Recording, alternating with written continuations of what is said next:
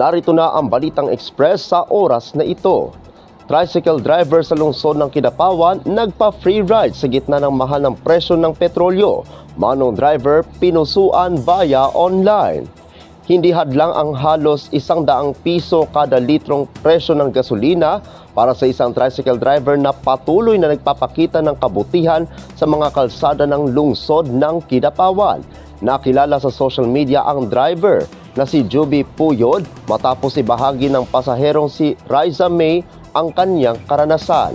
Sa kabila ng hirap na sitwasyon o ng kalagayan ng sektor ng transportasyon sa lungsod ng Kidapawan dahil sa hindi pa tumataas na official tariff, ginawa na umanong panata ng driver na may KD number 1-3194 na nagbigay ng libreng sakay sa mga mapapalad na pasaherong kanyang matatapatan.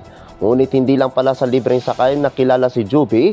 Sa mga komento ng mga nakakakilala sa kanya, ibinunyag na isa rin siyang bayani sa kalsada dahil sa pagiging aktibong blood donor.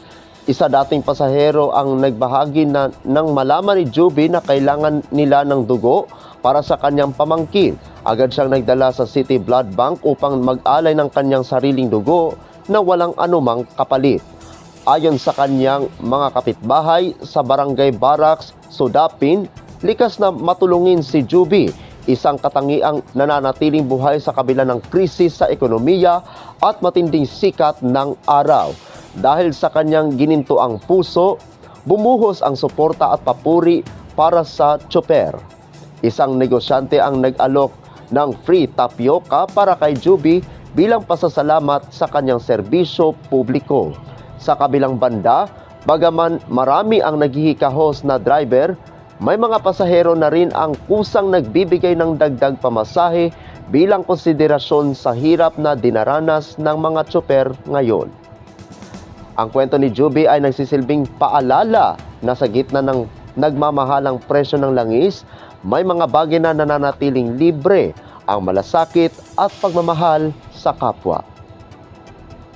At inaasahan na magsisilbing inspirasyon si Juby Puyod sa iba pang mga motorista at mamamayan ng lungsod ng Kidapawan habang patuloy na inaabangan ng mga commuter ang kaniyang unit sa daan, hindi lang para sa libreng sakay, kundi para masaksihan ang tunay na diwa ng bayanihan.